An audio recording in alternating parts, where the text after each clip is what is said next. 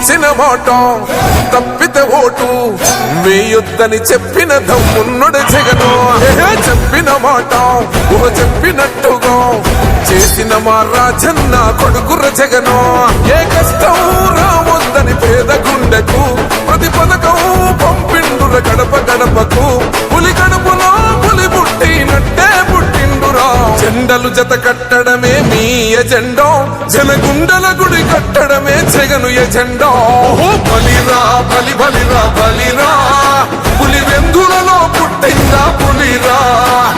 కుర్చీల కూర్చోవడమే మీ ఎజెండా, కుర్చీ జనమే ఇవ్వాలన్నది జగను ఎజెండా.